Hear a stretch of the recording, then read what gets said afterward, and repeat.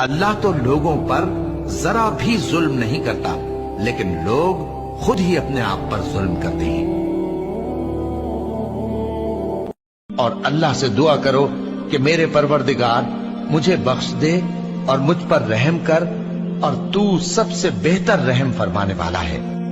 تم مجھے یاد کیا کرو، میں تمہیں یاد کیا کروں گا، اور میرا احسان مانتے رہنا اور میری ناشکری نہ کرنا۔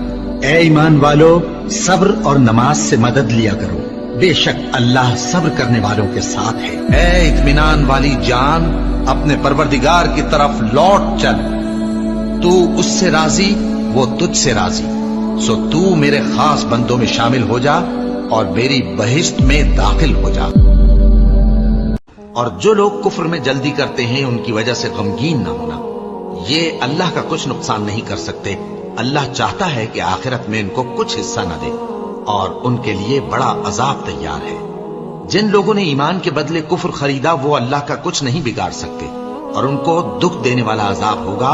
اور کافر لوگ یہ نہ خیال کریں کہ ہم جو ان کو مہلت دیے جاتے ہیں تو یہ ان کے حق میں اچھا ہے، نہیں، بلکہ ہم ان کو اس لیے مہلت دیتے ہیں کہ اور گناہ کر لیں، آخر کار ان کو ذلیل کرنے والا عذاب ہوگا۔ وہ کہ جس کے ہاتھ میں بادشاہی ہے بڑی برکت والا ہے، اور وہ ہر چیز پر قادر ہے۔ اسی نے موت اور زندگی کو پیدا کیا تاکہ تمہاری آزمائش کرے کہ تم میں کون اچھے کام کرتا ہے، اور وہ زبردست ہے، بخشنے والا ہے۔ اسی نے 7 آسمان اوپر تلے بنائے۔ اے دیکھنے والے، کیا تو رحمان کی تخلیق میں کچھ نقص دیکھتا ہے؟ ذرا آنکھ اٹھا کر دیکھ، بھلا تجھ کو آسمان میں کوئی شگاف نظر آتا ہے؟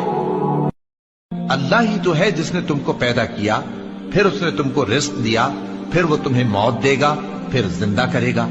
بھلا تمہارے بنائے ہوئے شریکوں میں بھی کوئی ایسا ہے جو ان کاموں میں سے کچھ کر سکے؟